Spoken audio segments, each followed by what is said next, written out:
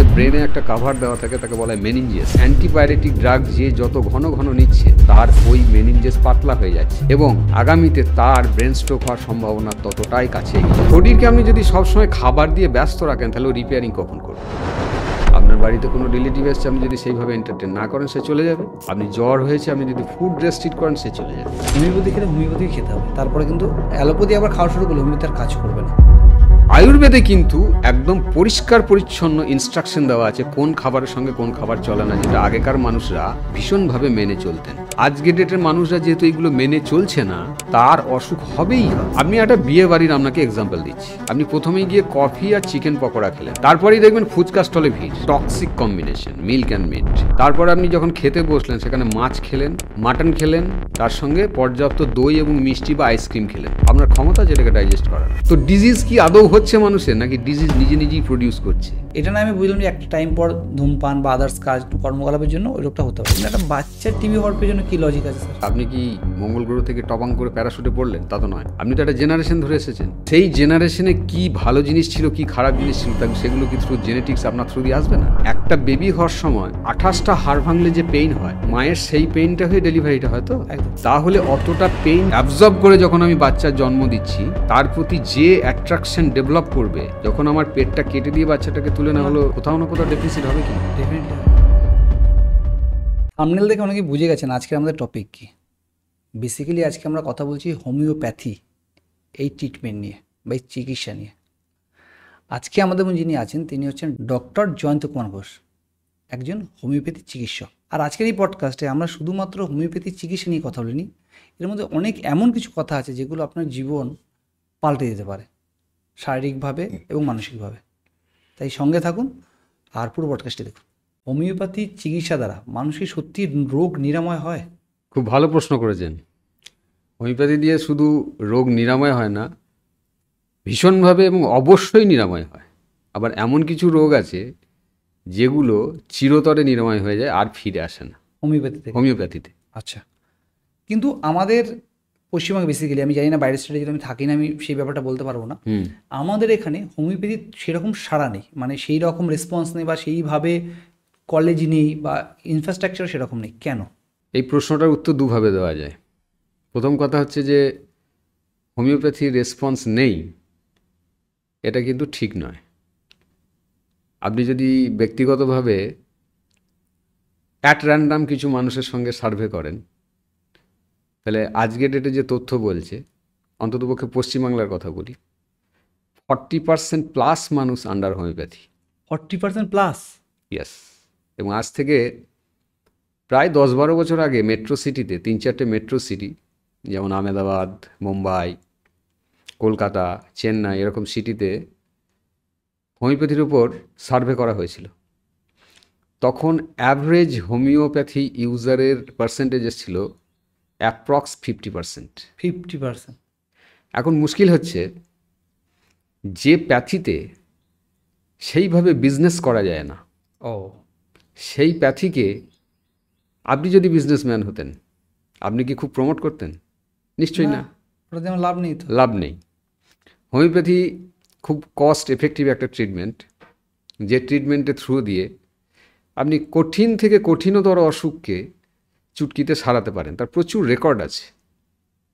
কিন্তু সেগুলো যদি আমাদের যে সিস্টেম, প্রমোটিং সিস্টেম আছে, গভর্নমেন্ট হোক নন গভর্নমেন্ট হোক, তার থ্রু দিয়ে যদি সমস্ত মানুষের চোখের সামনে চলে আসে, তাহলে এমন অনেক কিছু চাপা দেওয়া আছে যেগুলো কিন্তু ভেঙে পড়তে পারে।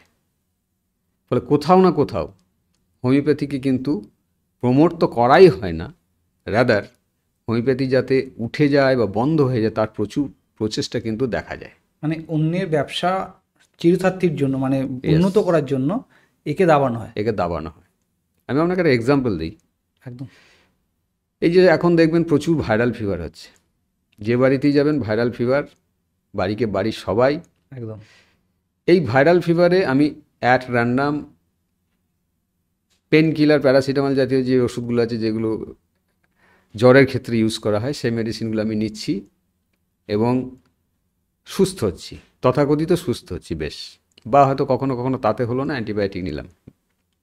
কোয়েশ্চেন হচ্ছে যে এই যে মেডিসিনগুলো আমি নিলাম, আমার হাতে তো একটা অ্যান্ড্রয়েড ফোন আছে, একদম। আমি কি কখনো জানার চেষ্টা করেছি যে আমি তো জ্বরের জন্য এই মেডিসিনটা নিলাম, এ কি আমাকে প্রাণঘাতী কোনো অসুখ উপহার দিল? যদি আপনি জানতে চান, আমি দু একটা কথা আপনার তথ্যের জন্য বলি। সেটা হচ্ছে সিম্পল যে অ্যান্টিপাইরেটিক ড্রাগ যেগুলো জ্বর তাড়ানোর জন্য ব্যবহার করেন, সেই জ্বরের সাইড এফেক্ট যদি আমি বলতে শুরু করি 1 ঘন্টা বলা যাবে। এবং কয়েকটা আমি সিলেক্ট করে বলছি। আমাদের ব্রেনে একটা কাভার দেওয়া থাকে, তাকে বলা হয় মেনিনজেস, যেটার মধ্যে ব্রেনটাকে ঢোকানো থাকে। ওই অ্যান্টিপাইরেটিক ড্রাগ যে যত ঘন ঘন নিচ্ছে, তার ওই মেনিনজেস পাতলা হয়ে যাচ্ছে এবং আগামীতে তার ব্রেন স্ট্রোক হওয়ার সম্ভাবনা ততটাই কাছে এগিয়ে আসছে। সুতরাং আমার জ্বর সারানো এবং আমার তার সঙ্গে এই ব্রেন স্ট্রোককে ইনভাইট করা, আমাকে কিন্তু কম্পেয়ার করার একটা সময় এসে গেছে। হোয়ার ওই ভাইরাল ফিভারটা আপনি সিম্পল ডাবের জল মুসাম্বি জুস খেয়েও তাড়িয়ে দিতে পারেন, শুধুমাত্র। তারও একটা প্রোটোকল আছে, আমি আলোচনা প্রসঙ্গে বলে দেবো দর্শকদের সুবিধার জন্যে। এবং এই জ্বরটাকে যদি কুক ফুড বন্ধ করে ডাবের জল মুসাম্বি জুস কেউ নেয়, তার উইদাউট সেই ধরনের কোনো উইকনেস, তার জ্বর সেরে যাবে এবং তার বডি ডিটক্স হয়ে যাবে, তার প্রাণঘাতী অসুখগুলো কাছে আসবে না। তাহলে যে প্যাথিকে নিয়ে আমরা এত বেশি মাতামাতি করছি, নিশ্চয়ই সব প্যাথিরই সীমাবদ্ধতা আছে, সব প্যাথির ভালো দিকও আছে। সেখানে আমাদেরকে বুঝতে হবে যে আমি কি দিয়ে কি পেলাম। এই আলোচনাটা কিন্তু আমাদের করা হয় না। এখন আমরা সব সময় কি করি, হোমিওর নেগেটিভগুলোকে তুলে ধরি, যেমন প্রচুর দেরি হয়, রোগ সব সময় সারে না। আচ্ছা, অন্যান্য যে প্যাথিগুলো আছে তাদের কাছে কি সব মানুষ সুস্থ হন? আমরা কি সেখানে কোয়ারি করি যাচ্ছে কেন সুস্থ হলাম না? অ্যালোপ্যাথি তো সুস্থ হয়েই যায়, একটা ডাক্তার না হলে অন্য ডাক্তার, অন্য ওষুধ না হলে অন্য ওষুধ। যদি সব মানুষ সুস্থ হয়ে যান, আপনার কথা প্রসঙ্গেই বলি, তাহলে তো মানুষের মরার কথা নয়।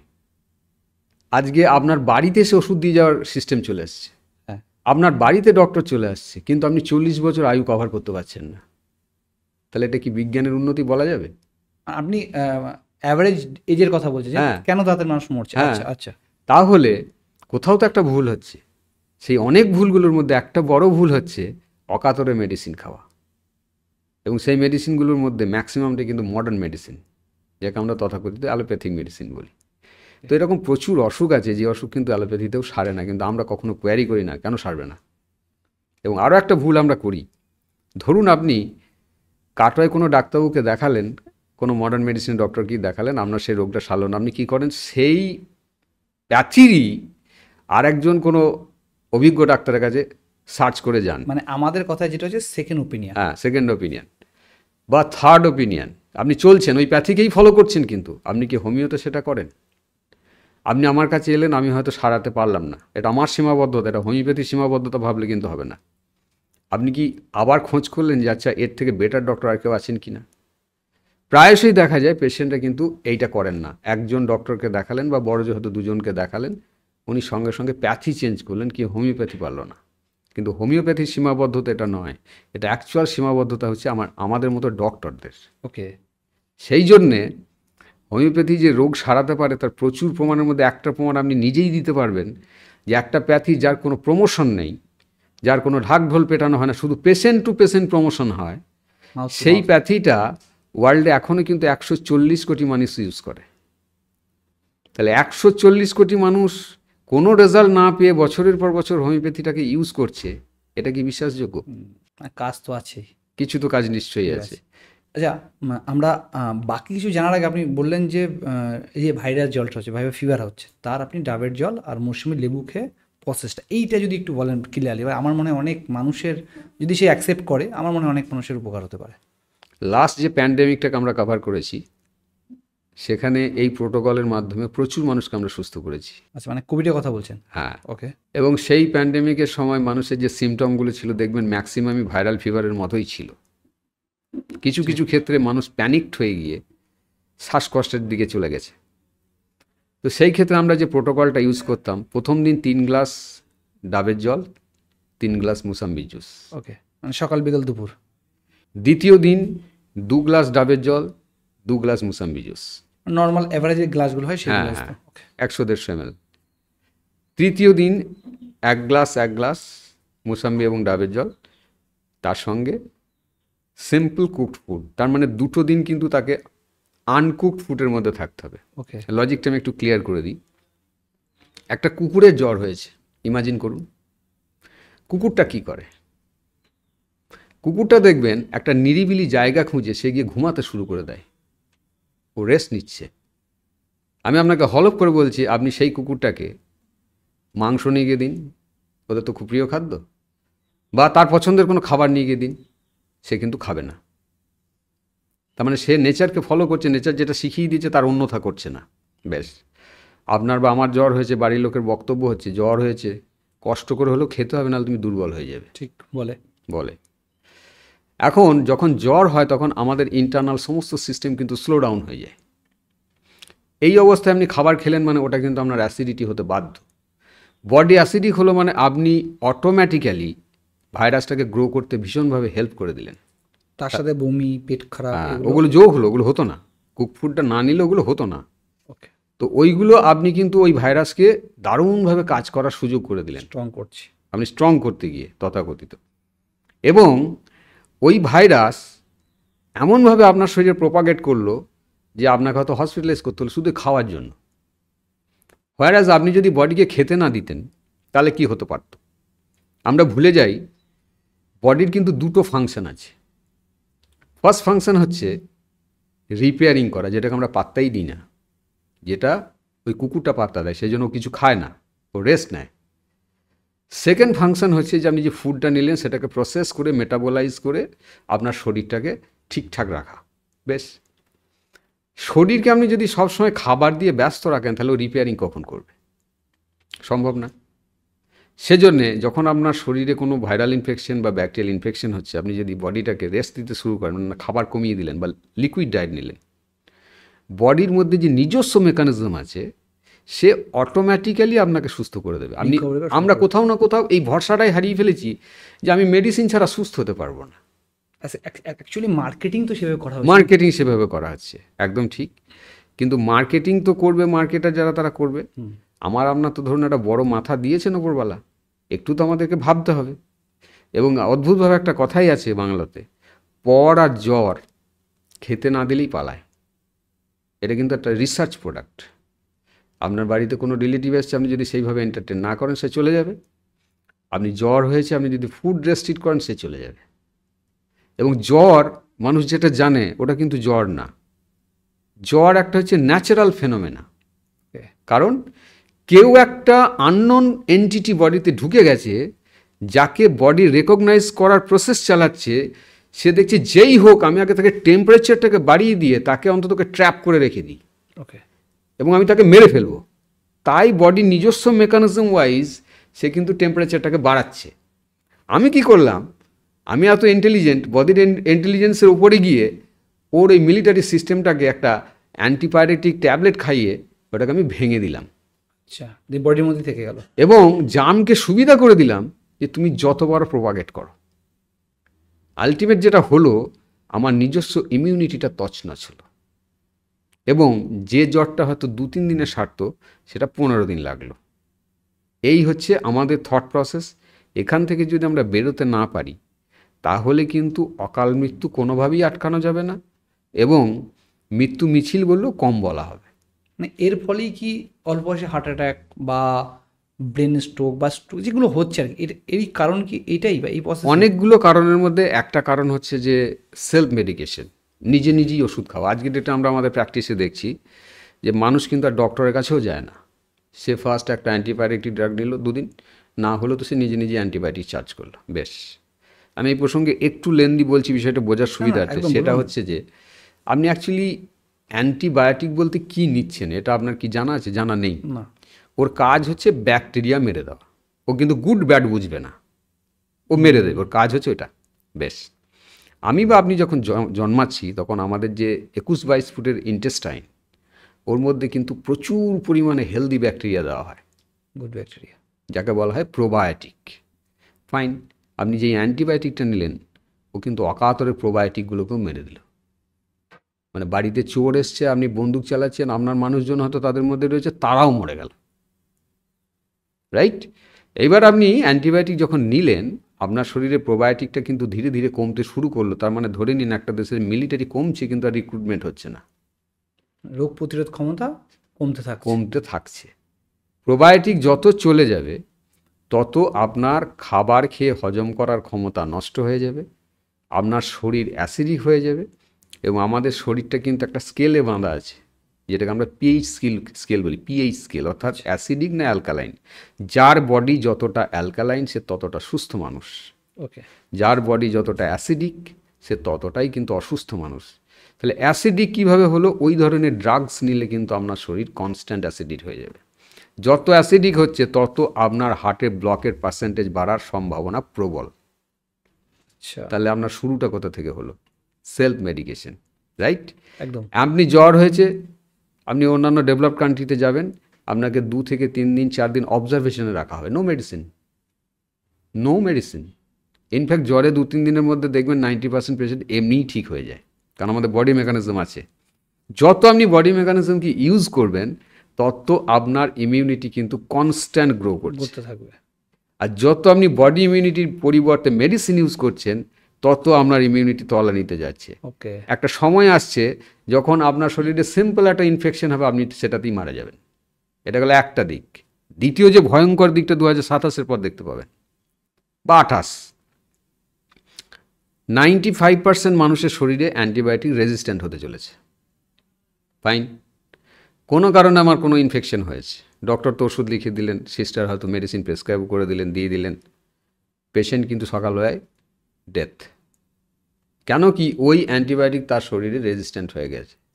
এখন মডার্ন মেডিসিনে অ্যান্টিবায়োটিক রেজিস্ট্যান্ট হওয়ার পর আর কী আছে? নাথিং। এখানে আবার আমি হোমিওপ্যাথির একটু ঢাকঢোল পেটাই। আজ থেকে ধরুন 200 থেকে 250 বছর আগে নাক্স ভূমিকা হজমের জন্য ব্যবহার করা হয়েছিল। সেদিনও যা রেজাল্ট দিত আজকেও তাই রেজাল্ট দেয়। কিন্তু একটা অ্যান্টিবায়োটিক বিশাল করে ঢাকঢোল পিটিয়ে যখন মার্কেট এলো, মারাত্মক রেজাল্ট, 5 থেকে 7 বছর বা 10 বছরের মধ্যে সে বলছে রেজিস্ট্যান্ট। তার পাওয়ার বাড়াতে হবে। তাহলে কী ধরনের বিজ্ঞানের উপর আমরা ভিত্তি করে এত বড়াই করছি? যে বিজ্ঞান তার কোনো ইটার্নিটি নেই। আজকে বলছে ভালো, কালকে বলছে না ওটা ভালো না, ওটা খেলে এই হয় ওই হয়, ওটা আর কাজ করছে না। সো হোমিও নিশ্চয়ই এমন কোনো থিওরির উপর বেস করে কাজ করে যে 250 বছর আগে যে রেজাল্ট দিয়েছে আজকেও সেম রেজাল্ট দেয়। অর্থাৎ আপনি কোনো দিন এটা দেখতে পাবেন না হঠাৎ করে যে সূর্যটা পশ্চিম দিকে উঠছে, অর্থাৎ এটা ট্রুথ, ওটা পূর্ব দিকেই উঠবে। এক্স্যাক্টলি হোমিও মেডিসিন 500 বছর পরেও একই কাজ করবে, কারণ ওটা ট্রুথের উপর ডিপেন্ড করে কাজ করে। নেক্সট হচ্ছে যে মডার্ন মেডিসিনের যে ড্রাগসগুলো আছে তার ম্যাক্সিমাম তো জীবজন্তুর মধ্যে প্রুভিং করা হয় টেস্টিংয়ের জন্য, গিনিপি। আপনাদের নলেজের জন্য বলি, আমরা যখন স্টুডেন্ট ছিলাম আমাদের শরীরেও হোমিওপ্যাথি মেডিসিন খাইয়ে প্রুভ করা হতো যে 200 বছর আগে যে সিমটম দিত এখনও তা দেওয়া হয় কিনা। প্রসেসটা এরকম, আপনাকে না জানিয়ে মেডিসিনটা খাওয়ানো হবে লাগাতার, এবং আপনার শরীরে কিছু কষ্ট তৈরি হবে, সেগুলো আপনাকে লিপিবদ্ধ করে ওদেরকে জমা দিতে হবে। তার এটা মানে প্রসেস। হ্যাঁ, এটা প্রসেস। এই জন্য হোমিও মেডিসিন যা মার্কেটে অ্যাভেলেবেল সব কিন্তু মানুষের উপর টেস্টিং করে এসছে। This is so superior. কিন্তু আজ থেকে 200 বছর আগেই এটা জানা গেছিল যে এই প্যাথি যদি এইভাবে ছড়িয়ে পড়ে তাহলে এই ইন্ডাস্ট্রিকে কোনোভাবেই আর অন্য যে ইন্ডাস্ট্রি গ্রো করছে তাকে আর গ্রোথ মোডে কোনো দিন আনা যাবে না। যে কারণে দেখবেন এখনও মানুষের মধ্যে অত নেগেটিভের মধ্যে একটা কথা পজিটিভ সাংঘাতিকভাবে ঘোরে, যদি সারাতে চাও তাহলে হোমিওপ্যাথি করো। হ্যাঁ, মানে যেখানে অ্যালোপ্যাথি জবাব দিয়ে দেয় যে ভাই হবে না বা এরপরে এই অপশন, অনেকেরই ওপিনিয়ন থাকে যে একবার হোমিওপ্যাথি দেখেন। আমারই একটা ইনসিডেন্ট বলি, আমার পায়ে একটা ছোট্ট একটা মানে ফুলে গেছে, আপনাকে বলছিলাম পরে দেখাবো।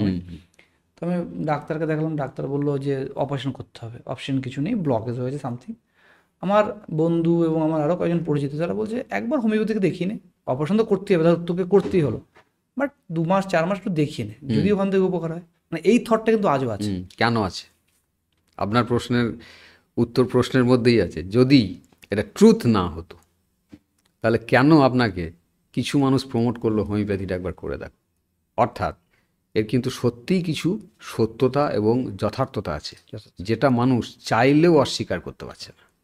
এবং অদ্ভুতভাবে আমি লাস্ট 5 ইয়ার্সের স্ট্যাটিস্টিক্সে বলতে পারি, আমার প্র্যাকটিসের জায়গা থেকেই বলছি, massive growth in alternative medicine, massive growth in alternative medicine.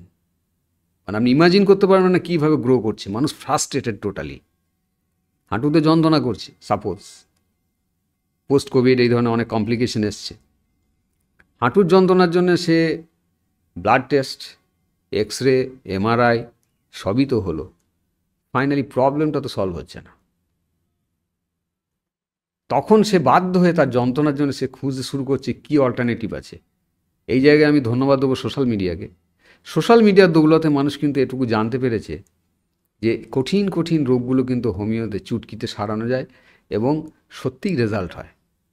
এবং আমরা লাস্ট 5 ইয়ার্সে যদি গ্রাফটাকে স্টাডি করি তাহলে দেখা যাচ্ছে যে এই পার্সেন্টেজটা খুব তাড়াতাড়ি হয়তো 65-এর দিকে রান করবে, কারণ মানুষের আর কোনো অপশন নেই।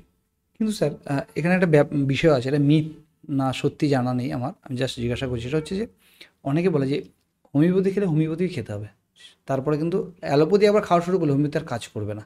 এই লজিকটা কি, বিষয়টা কি? একদম ফলস।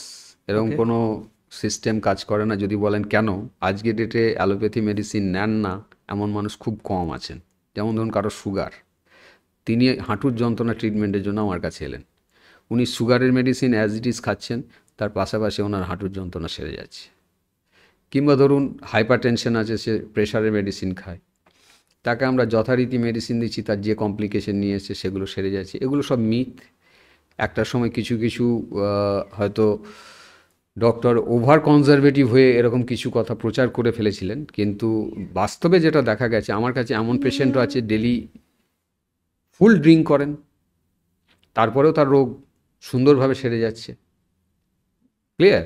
ফলে এগুলো যে মিথ ছিল এটা কিন্তু আমরাই এখন দেখতে পাচ্ছি যে মানুষ এত অ্যালোপ্যাথি মেডিসিন নেওয়ার পরেও হোমিওপ্যাথিতে যখনই আসছে তখনই কাজ করছে। কন্ডিশনটা হচ্ছে ডাক্তারবাবুর এফিসিয়েন্সি থাকতে হবে। ওকে, কিন্তু এখানে এই খাবারের কথা উনি বললেন, আরও একটা কথা আসে সেখানে হচ্ছে সরি, আপনি অনেক খাবারের কথা বললেন, আরও একটা কথা আসে যে হোমিওপ্যাথি খেলে অনেক কিছু খাওয়া যাবে না, যেমন হোমিওপ্যাথি খেলে পেঁয়াজ খাওয়া যায় না, রসুন সামথিং খাওয়া যায় না, কিছু কিছু রিস্ট্রিকশন, সেটা কি আদৌ সত্যি? ঠিক, পেঁয়াজ এবং রসুন দুটোর থেকেই আমাদের হোমিওপ্যাথি মেডিসিন তৈরি হয়। এলিয়াম সেপা অ্যান্ড এলিয়াম স্যাটাইভা, ঠিক আছে? তো কাঁচা পেঁয়াজ এবং কাঁচা রসুন অনেক সময় দেখা গেছে কিছু কিছু মেডিসিনকে হ্যাম্পার করে, কিছু কিছু, নট অল। ওকে, সেই জন্যে ইন জেনারেল আমরা ওইটা একটু রেস্ট্রিক্ট করছি, রান্নাতে খেতেই পারে, কোনো সমস্যা নেই, কাঁচাটা না খেলেই হলো। আর একটা রেস্ট্রিকশন কিছু কিছু ক্ষেত্রে আমরা করি, সেটা হচ্ছে দেখবেন খুব চড়া টক যদি আপনার জিভে পড়ে, জিভে পড়ার দরকার নেই, আপনি একটা চড়া টক যদি ইমাজিন করেন দেখবেন আপনার স্যালাইভেশন শুরু অলরেডি আসছে। তো চড়া টক যখন জিভে পড়ে আমাদের পিটুইটারি গ্ল্যান্ড থেকে বা নার্ভাস সিস্টেম এত এক্সাইটেড হয় যে হোমিওপ্যাথি বলে যে মেডিসিনটা আপনি নেন ওটা কিন্তু মেডিসিন নয়, ওটা একটা এনার্জি। ওকে, কারণ আজকের ডেটে লেটেস্ট মাইক্রোস্কোপেও কিন্তু 30 পোটেন্সির পরে আর কোনো মেডিসিনের মলিকিউল খুঁজে পাওয়া যায় না, যেখানে আমরা 1 লাখ পোটেন্সি ইউজ করি, 10 লাখ পোটেন্সি ইউজ করি, ফুল এনার্জি। তো ওর ওই এনার্জিকে অনেক সময় বার করে দিতে পারে, মানে আটকে দিতে পারে সাময়িক। সেই জন্যে আমরা এই দুটো জিনিসকে একটা বলি যে হ্যাঁ টক আপনি খেতে পারেন, সিম্পল টক, খুব চড়া টক না হলেই হলো, আর কাঁচা পেঁয়াজটা একটু অ্যাভয়েড করলে ভালো হয়। আদারওয়াইজ বাকি সব খাবারই খাওয়া যাবে, কোনো সমস্যা নেই। আমার বাড়িতে দুটো বাচ্চা আছে, আমার মেয়ে আছে এবং আমার দাদার ছেলে আছে। আমি জাস্ট এক্সাম্পলের জন্য জিজ্ঞাসা করছি, আমি যদি একে প্রথম থেকে হোমিওপ্যাথি ট্রিটমেন্টের মধ্যে রাখি, ওদের জীবনশৈলী কীভাবে ঠিক হতে পারে এবং ওদের কঠিনতম রোগ সেটা কি রিকভারি হবে, না তার জন্য পরে আমাকে অ্যালোপ্যাথি দিকে যেতেই হবে, নাকি আমরা হোমিওপ্যাথির উপর ট্রাস্ট রেখে ওর জীবনটা সম্পূর্ণভাবে এগিয়ে যেতে পারে? আচ্ছা, ফ্যান্টাস্টিক কোয়েশ্চেন। দেখুন, হোমিওপ্যাথির সব থেকে একটা বড় যে গিফট, যেটা আমি আমার নিজের লাইফ দিয়ে বা আমার ফ্যামিলি লাইফে দেখেছি, সেটা হচ্ছে ও যেহেতু আপনার ইমিউনিটিকে ব্যবহার করে রোগটাকে সারায়, তার মানে ডে বাই ডে আপনার ইমিউনিটি মজবুত, আরও মজবুত, আরও মজবুত হচ্ছে। এক, এবং ও আপনার শরীরে গিয়ে কোনো অ্যাডভার্স এফেক্ট না দেওয়ার জন্যে কোনো সাইড এফেক্টও আপনাকে নিতে হলো না। যে কারণে যেটা হতে পারে, যখন দেখবেন এলাকায় সবাই কোনো একটা পার্টিকুলার রোগে ভুগছে, সে কিন্তু দেখবেন ওখান থেকে বেঁচে আছে। ওকে, এক, অর্থাৎ তার ভোগাটা কমে গেল, তার মানে তার মেডিসিন নেওয়াটা কমে গেল। এবং যারা লং টার্ম হোমিও ট্রিটমেন্টে থাকেন তাদের লুকটাই চেঞ্জ হয়ে যায়, তারা কিন্তু সহজে বুড়ো বা বুড়ি হন না। Like you sir? মেবি। কেন বলছি, যে কোনো মডার্ন ড্রাগ আপনার শরীরে যখন যায় সে কিন্তু কি একটা সাংঘাতিক যুদ্ধ করে, এবং সে এমন কিছু মলিকিউলকে সঙ্গে বয়ে নিয়ে যায় যেগুলো আপনার প্রয়োজন নেই, সে কিন্তু তার ক্ষতিটাও করে। যে কারণে দেখবেন কোনো একটা মানুষ হয়তো কিছুদিন ধরে কোনো একটা ডিজিজের মেডিসিন কন্টিনিউ করছে, আস্তে আস্তে তার লুকটা একটা জড় ভরতের মতো হয়ে যায়। বোঝা যায় যে হয়তো কোনো রোগে ভুগছে বা হ্যাঁ, সামথিং যে একটা রুগী। আপনি যারা হোমিও একটু লং টার্ম খায়, আপনি তাদের সঙ্গে কথা বলবেন, তার হয়তো বয়স 70, 75, 80, দেখবেন স্কিন চকচক করছে, তার এনার্জি ফুল। কেন? কারণ তাকে ওই ধরনের কোনো সাইড এফেক্টকে ফাইট করতে হয়নি বা হচ্ছে না রোজ রোজ। এবং হোমিওতে রোজ রোজ মেডিসিন খাওয়ার ব্যাপারটাও কিন্তু নেই। একটা টাইম আপনি খেলেন ডিজিজটা কিওর হওয়া পর্যন্ত, নাও ইউ আর ফ্রি। এটা তো আপনার একটা বড় অ্যাডভান্টেজ না, যে আপনাকে সেটা তো লং টার্ম প্রসেস না। লং টার্ম প্রসেস কথাটাই কিন্তু একটা ফ্যালাসি। যদি বলেন কেন, ধরুন আপনার কাছে একটা পেশেন্ট, আমার কাছে একটা পেশেন্ট এলো, যে পেশেন্ট হয়তো 20 বছর ভুগছে, রাইট? তা তাকে সারাতে গিয়ে যদি আমার 6 মাস বা 8 মাস বা 9 মাস লাগে, এটা আপনি কার সঙ্গে কম্পেয়ার করে লং টার্ম বললেন? দাদার আমি আপনাকে প্রুভ করে দিচ্ছি যে অ্যালোপ্যাথি কতটা লং টার্ম আর হোমিওপ্যাথি কতটা শর্ট টার্ম। আপনার বলছেন স্যার, আপনার সাপোজ থাইরয়েড প্রবলেম হয়েছে, হ্যাঁ আছে, আমার ওয়াইফেরই আছে, বেশ, আপনি একবার ডক্টরকে জিজ্ঞেস করবেন তো কত বছর ওষুধ খাওয়াবো? চলছে টানা। কোনো দিন বলেছেন এত লং টার্ম কেন? না, তাহলে ওটা আপনার কাছে কি করে শর্ট টার্ম প্রতীয়মান হলো? এটা ডাক্তার মানে এটা নাকি ওষুধ ছাড়া আপনাকে বোঝানো হয়েছে এটা সারবে না, হুম একদম যতদিন বাঁচবেন ততদিন খাবেন, ফাইন। ঠিক স্যার। আমি আমার অভিজ্ঞতায় প্রচুর থাইরয়েড পেশেন্ট কিন্তু রিভার্স করে দিয়েছি, নেই আর, এবং এটা পসিবল। এগুলো কিন্তু অসুখ নয়। মানুষের যেটা ভুল হচ্ছে, ডিজিজ অ্যান্ড লাইফস্টাইল ডিসঅর্ডার দুটোকে মানুষ গুলিয়ে ফেলছে। ওকে, যেটা ডিজিজ সেটা তো হোমিওপ্যাথি একদম উৎখাত করেই দেবে, যেটা লাইফস্টাইল ডিসঅর্ডার সেটা যদি আপনি হোমিওপ্যাথি তার সঙ্গে ডায়েটকে আপনি কম্বিনেশন করেন অ্যান্ড লাইফস্টাইল চেঞ্জ, আপনি অলমোস্ট গ্যারান্টেড যে আপনার সেই ডিজিজটা রিভার্স করে যাবে। আচ্ছা, সেটা সুগার হতে পারে। আমি প্রচুর প্রেশারের পেশেন্ট, হাই প্রেশারের মেডিসিন যারা দীর্ঘদিন নেন, তাদের মেডিসিন আমি কিন্তু আস্তে আস্তে আস্তে ডোজ কমাতে কমাতে তারা এখন মোটামুটি সম্মত হয়েছে যে আমি আর মেডিসিন নেব না, because of correction of lifestyle and correction of diet. আজকের মানুষের এত ভোগার প্রথম কারণ, যে প্রশ্নটা আপনি তখন করছিলেন যে কেন এত রোগ হচ্ছে এবং ফ্যাটাল ডিজিজ, মানুষ ভুলেই গেছে আজকের ডেটে কোনটা খাবার আর কোনটা অখাদ্য। জিভে টেস্ট হলো সেটা খাবার, সুস্বাদু খাবার, হ্যাঁ, রাইট।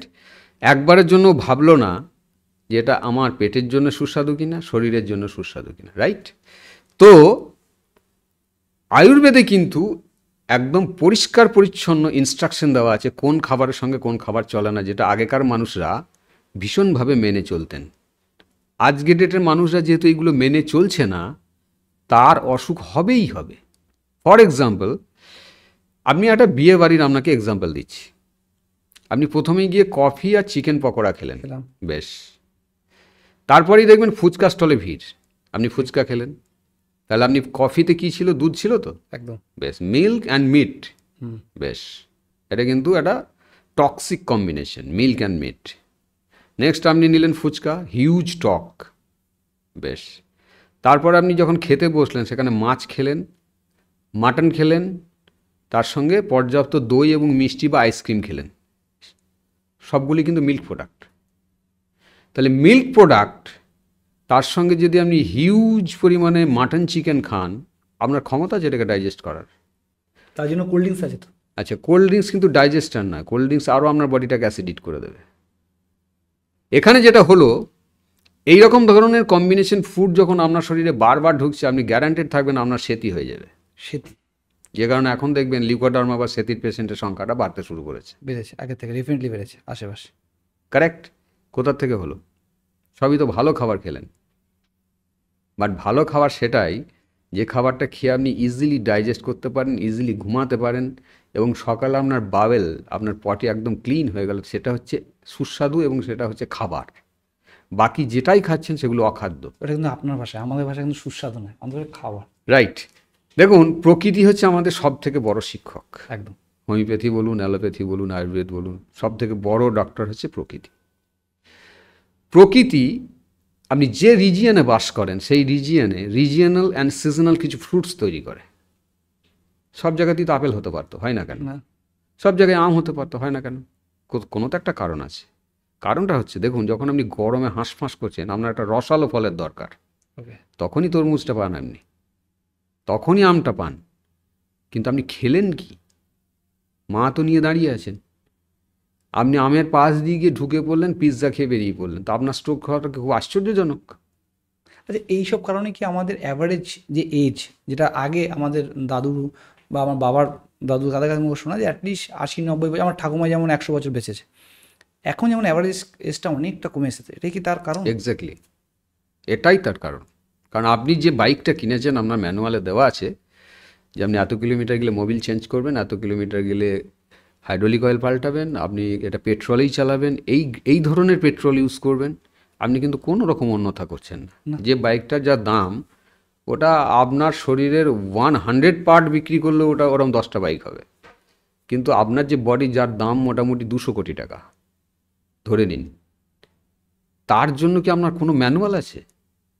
কখনো কি খোঁজ করেছেন যে এই মেশিনটা চালানোর জন্য অ্যাকচুয়ালি কী ম্যানুয়াল লাগে? আমরা করিনি তো। তাহলে আমি কি করে আশা করতে পারি যে এই ইঞ্জিনটা খুব ভালো চলবে? রোগমুক্তভাবে। আমার যে ইউটিউব চ্যানেল আমি ভিডিও দিই, আমার প্রত্যেকটা চ্যানেলে একটা কথা কমন থাকে, start your medicine free journey.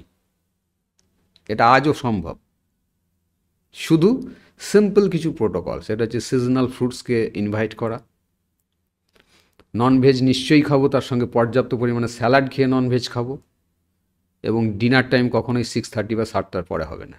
Dinner time অক্ষয় কুমারকে দেখেছেন নিশ্চয়ই, 8টার মধ্যে খায়, 9টার মধ্যে ঘুমায়। 5:30 আচ্ছা দেখে নেবেন চেহারা। সো সোলার সিস্টেমের সঙ্গে ট্যাগ করে কিন্তু আমার বডিটাকে বানানো আছে। আমি যত বড়ই হনু হই আর যত বড়ই বিজনেস ম্যাগনেট হই না কেন, আমি সোলার সিস্টেমকে যে মুহূর্তে চ্যালেঞ্জ করতে যাব, আমি চ্যালেঞ্জড হয়ে যাব।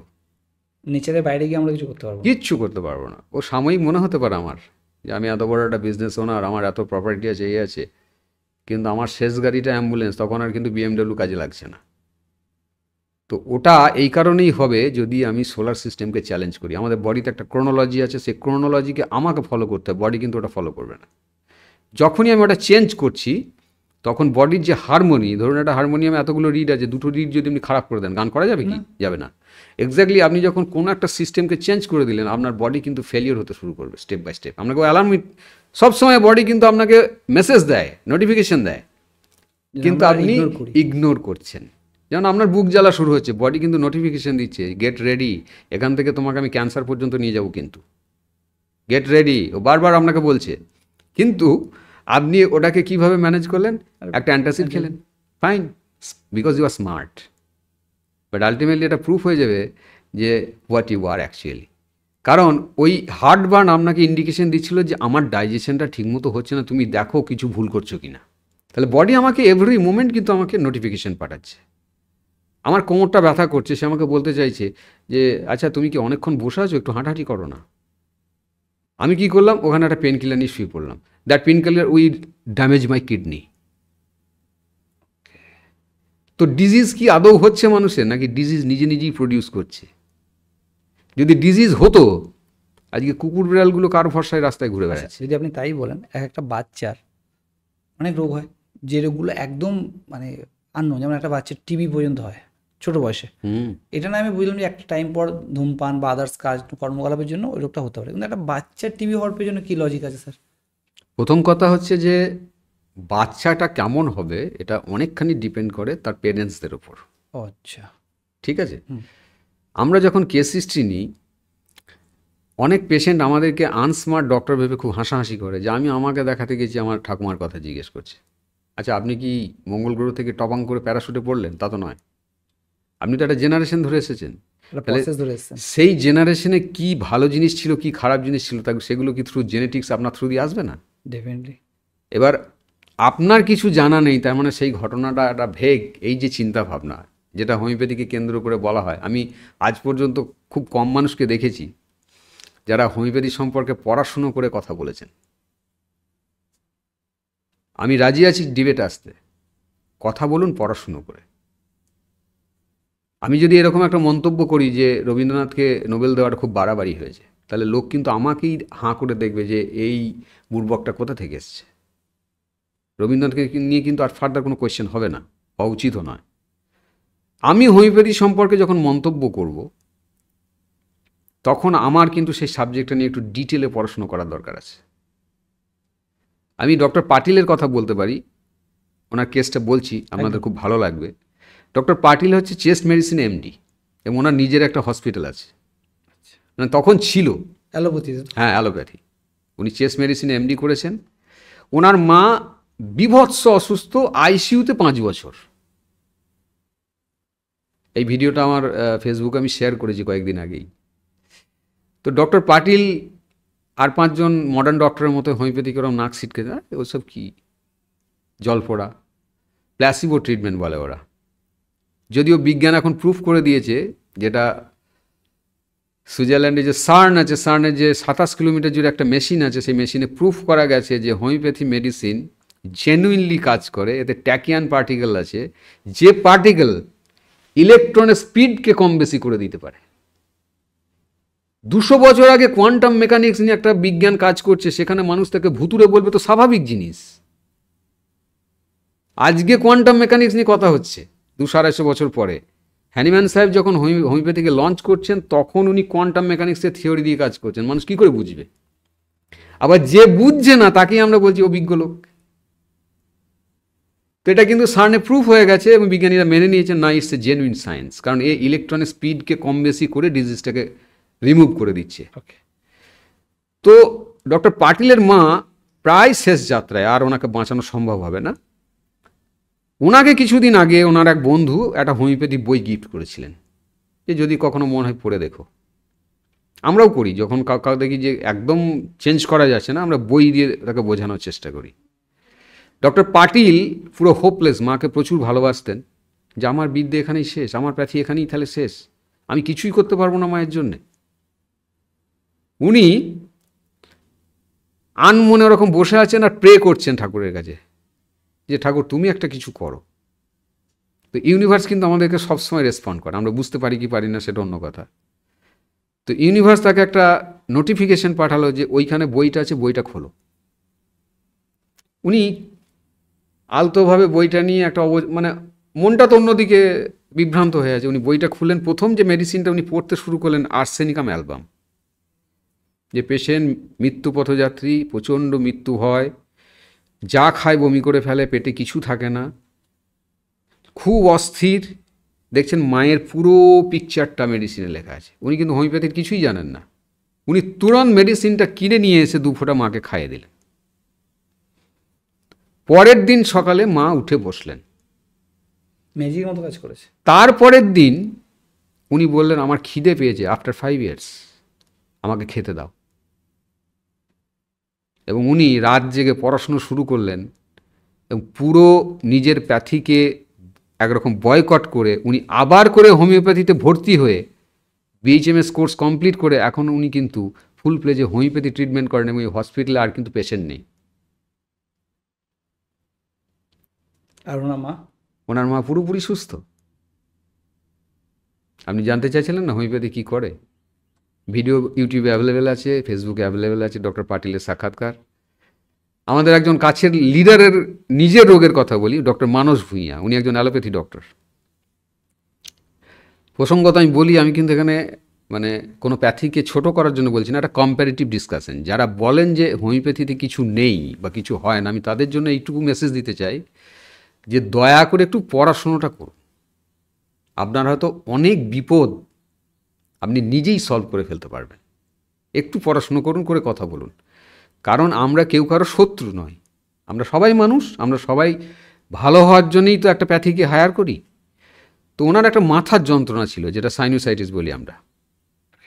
কোনো মতেই উনি 2-3 বছর ট্রায়াল করার পরেও, তাবর ডক্টরকে ভিজিট করার পরেও উনি কিন্তু ওটা ঠিক করতে পারেননি। এবং উনি পার্লামেন্টে এটা শেয়ার করে স্পিচটা দিয়েছেন যে by 3 days I get cured fully. Video available আছে ফেসবুকে, আপনারা গিয়ে দেখে নিতে পারবেন। সো হোমিওপ্যাথি কি করতে পারে এটা নিয়ে কথা বলতে গেলে প্রচুর কথা বলতে হয়, এবং প্রত্যেক বাড়িতেই কম বেশি যদি অতীতে ফিরে যান হোমিওপ্যাথির উপর আপনারা কিছু মিরাকেলের কথা শুনতে পাবেন, যে এরকম হয়ে গেছিল আর বাঁচবে না বলেছিল, এখন সে ঘুরে বেড়াচ্ছে, এটসেট্রা এটসেট্রা। আমাদের হাতে তো প্রায়ই হয়, কিন্তু আমরা এগুলোকে কিছুই মনে করি, it's a part of treatment. কেন হয় তার কারণ হচ্ছে, হোমিও কিন্তু এখন যেটা বিজ্ঞান বলছে টি সেল, যে সেল আমাদের রোগ সারানোর জন্য ভীষণভাবে হেল্প করে, টি সেলটাকে খুব দ্রুত গতিতে কিন্তু বাড়িয়ে দিতে পারে। স্ট্রং করে দেয়। হ্যাঁ, আপনার শরীরে যাওয়ার পরে। তো টি সেল যখনই বাড়তে শুরু করলো, তার মানে আপনার তো ভালো হলো, মিলিটারি বেড়ে গেছে, সে গিয়ে আপনার ডিজিজটাকে গিয়ে পুরো ডিস্ট্রয় করে দিল। এবং মেডিসিন ইটসেলফ সে কিন্তু শরীরের উপর কিছু করলো না, সে শুধু ট্রিগার করে দিয়ে সে সরে গেল। So fantastic treatment. এবং ব্রিটিশ পিরিয়ডে একটা কথা সবসময় বলা হতো যে ব্রিটিশ লেডিদের ব্যাগে দুটো জিনিস সবসময় পাওয়া যাবে, একটা হচ্ছে লিপস্টিক, একটা হচ্ছে হোমিওপ্যাথি মেডিসিনের শিশি। এবং আজকের ডেটেও এটা শুনতে অবাক লাগবে যে রয়্যাল ফ্যামিলি, যাদের তো ধরুন আমরা হয়তো অনেকে বলি যে আমি পয়সা নেই বলে হোমিওপ্যাথি করছি, বা হোমিওপ্যাথি গরিবের বন্ধু etcetera, royal family till date homeo ট্রিটমেন্টই আছে। Still Queen Victoria till death homeo ট্রিটমেন্টই করেছেন। এটা কি আমাদের অবাক লাগে না? এবং হোমিও ট্রিটমেন্ট পাওয়ার জন্য লন্ডনের রয়্যাল কলেজ অফ যে হোমিওপ্যাথি আছে, ওটা কিন্তু ওদেরই বানানো, ওনারাই বানিয়েছেন, সে কলেজ এখনও রানিং। অর্থাৎ কোথাও না কোথাও আমাদের কাছে মিস ইনফরমেশন দেওয়া হচ্ছে যে এই প্যাথিটা অবসোলেট, এটা পুরনো, এটা ব্যাকডেটেড।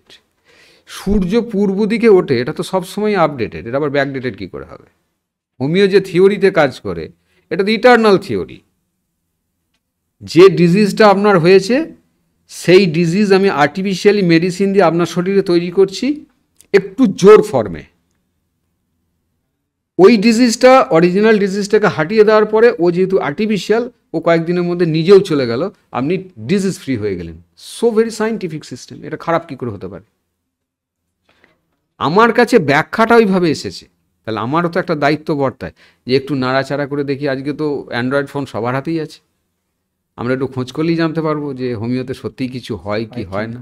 আপনি এর আগে বললেন যে অনেক, যেমন আপনি থাইরয়েডের কথা বললেন, যে থাইরয়েড কিওর হয়।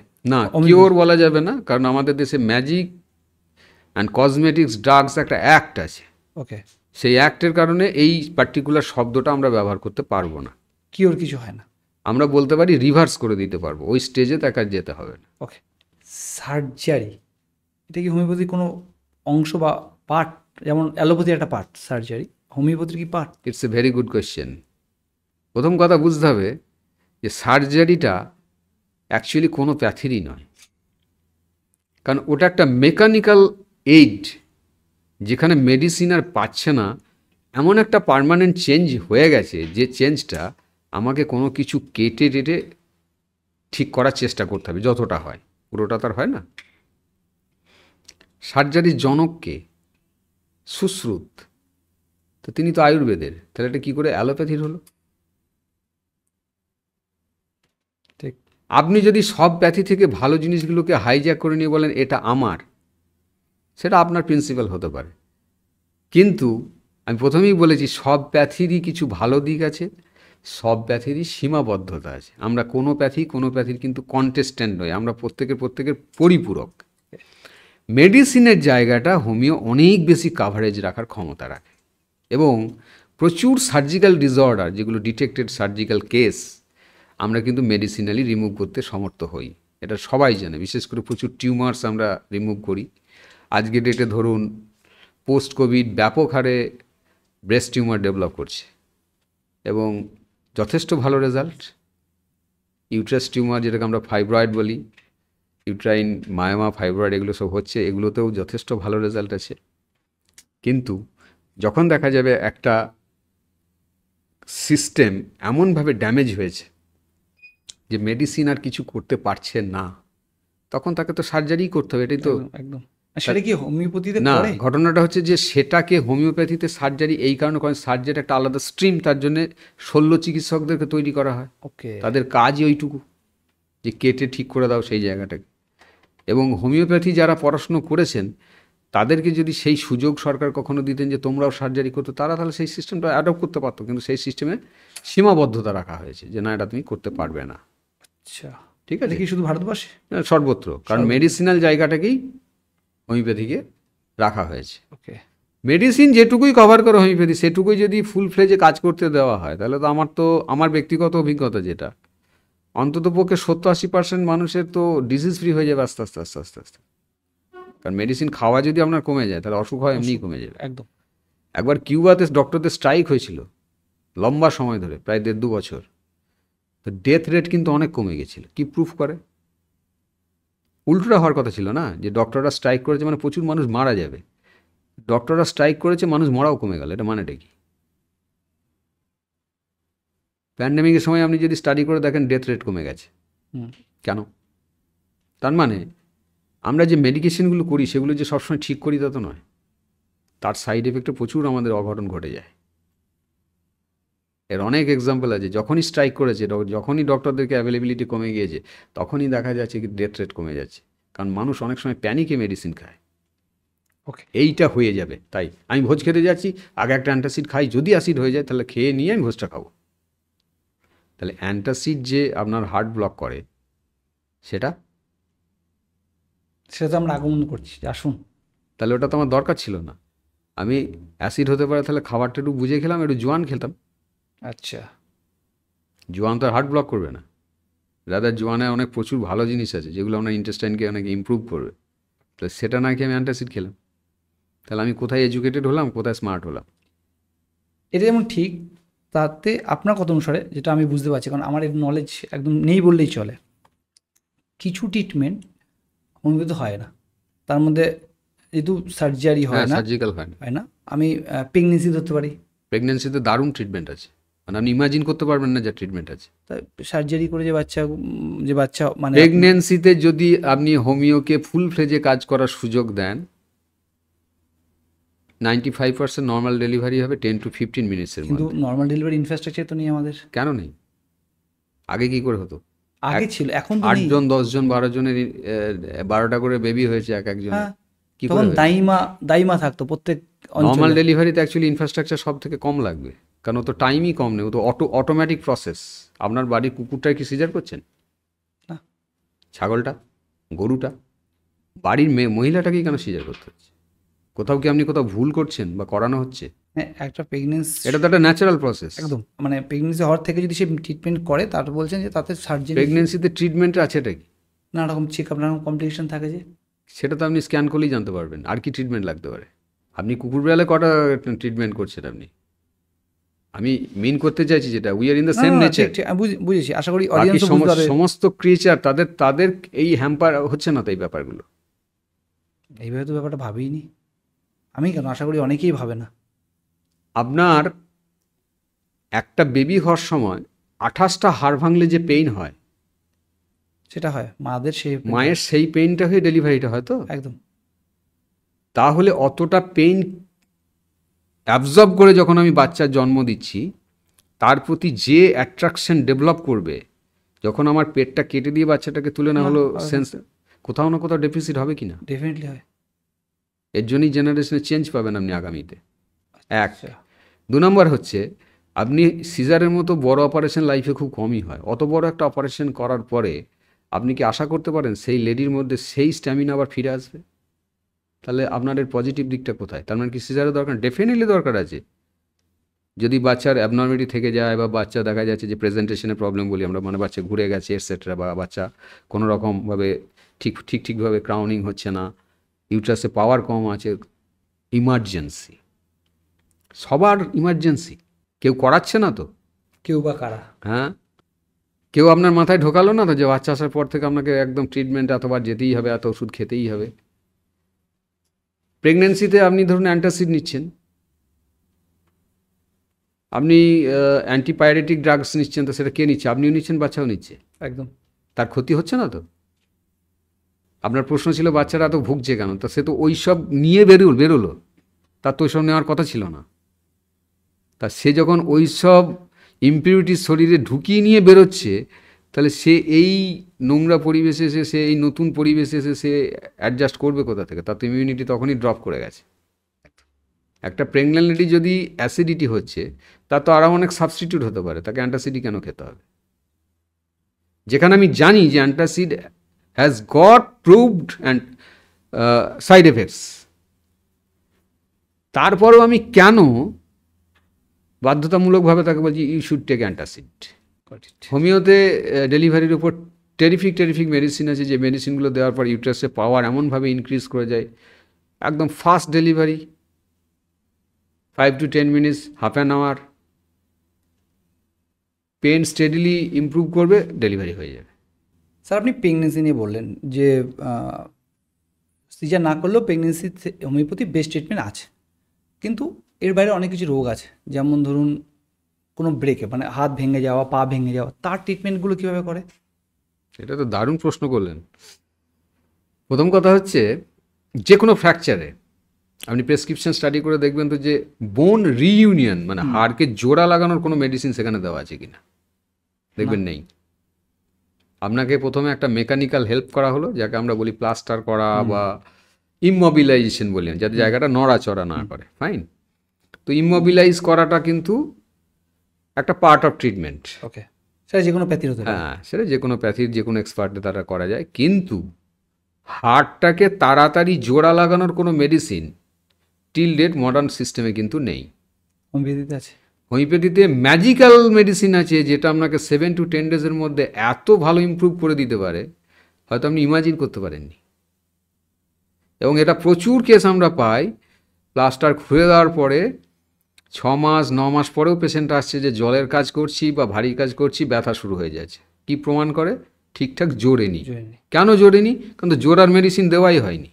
কেন দেওয়া হয়নি? মেডিসিনই তো নেই। তা আমি কি পেশেন্টকে বলবো আমার মেডিসিন নেই আমার সিস্টেমে?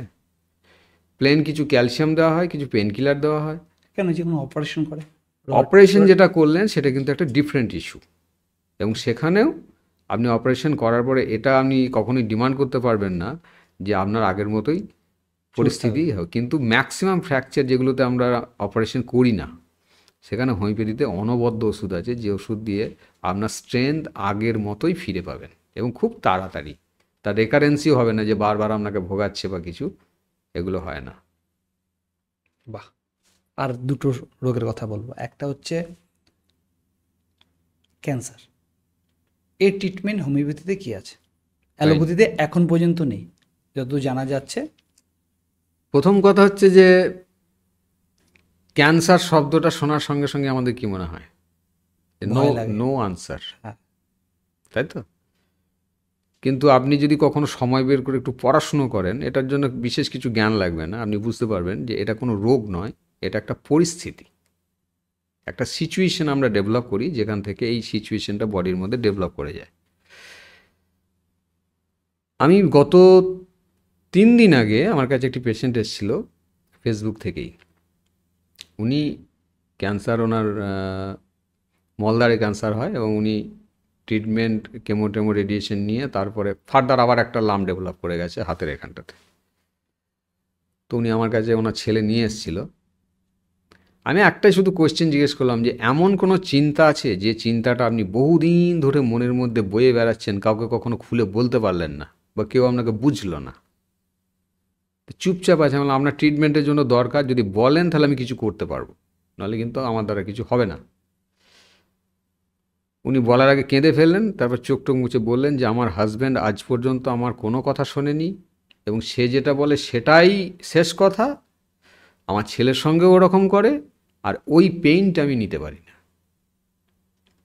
এর থেকে আপনি বুঝুন যে ক্যান্সার কিন্তু বেসিক্যালি একটা negative thinking long term carry করার ফসল। তাহলে এর আপনি ট্রিটমেন্ট করবেন, নাকি এর আগে আপনি ঠিকঠাক লাইফস্টাইলটাকে করে দিয়ে তারপর ট্রিটমেন্ট করবেন? তাহলে প্রথম তাকে এটা বোঝাতে হবে যে আপনার থট প্রসেসটা কীভাবে ঠিক করা যায়, বা কী প্রসেসে আপনাকে ভাবনা চিন্তা করতে হবে, বা এখন থেকে কীভাবে চলতে হবে। এটা যখনই আপনি করবেন, মাইন্ড যখনই রিল্যাক্স হতে শুরু করবে, আপনার কিন্তু বডি সেলই ওই সেলগুলোকে খেতে শুরু করে দেবে। ক্যান্সার মানে আর কিছু নয়, একটা আনন্যাচারাল গ্রোথ, যে গ্রোথটা বডিতে অক্সিজেন ডেফিসিট হয়ে যাচ্ছে। কারণ দেখুন, আমরা যখন স্ট্রেসড হই আমাদের কি হয়, অক্সিজেন কমে। তো ক্যান্সার পেশেন্ট ওটা লং টার্ম ধরে হচ্ছে। এখন ক্যান্সারের ট্রিটমেন্টের কথা যদি বলেন, হোমিওতে কিন্তু সত্যিই খুব ভালো ট্রিটমেন্ট করা সম্ভব, এবং বহু পেশেন্ট অনেক দিন ধরে হোমিও ট্রিটমেন্টের আওতায় তারা কিন্তু বহাল তবিয়তে বেঁচে আছে। শুধু যেটা করার দরকার ক্যান্সার পেশেন্টের ক্ষেত্রে, একটা খুব ভ্যালুয়েবল একটা সিস্টেম আছে। সিস্টেমটা হচ্ছে, যদি পসিবল হয় 16 ঘন্টা পেটটাকে খালি রাখা এভরিডে। এটা তো অবাক করা ব্যাপার, এ কি সম্ভব নাকি? সম্ভব। এইভাবে আপনি সন্ধ্যে 6টায় ডিনার করলেন, পরের দিন 9টার পরে খাবার খেলেন, দেখুন আপনার 15-16 ঘন্টা গ্যাপ হয়ে গেল। আপনি তো ঘুমিয়েছেন, আপনার তো কখন সময় চলে গেছে আপনি জানেন না।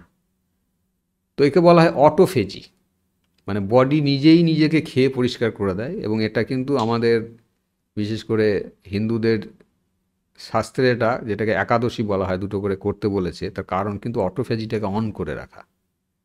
ওকে। এটা করলে কিন্তু ক্যান্সার পেশেন্ট ডেভেলপ হওয়ার চান্সটা অনেক কমে যায়। এবং এই অটোফেজির উপর রিসার্চ করে জাপানের সায়েন্টিস্ট নোবেল প্রাইজ পেলেন। অথচ এই অটোফেজি আমাদের সিস্টেমে 10,000 বছর আগে বলে দেওয়া হয়েছে। সেই অটোফ্যাজিতে যদি পেশেন্টকে নিয়ে চলে আসেন এবং অ্যাবসলিউটলি হোয়াইট ফ্রি ফুড, সাদা কোনো জিনিস তাকে খেতে যাবে না, চিনি, নুন, ভাত, আটা ময়দা, দুধ, এই সব কটাই হচ্ছে ক্যান্সারের একদম সাক্ষাৎ জম। আচ্ছা। এগুলো বন্ধ। Absolutely fruits and vegetable diet, তার সঙ্গে হোমিও ট্রিটমেন্ট করুন, তুরন্ত পেশেন্ট একদম চাঙ্গা হয়ে যাবে। কী করে বুঝবেন?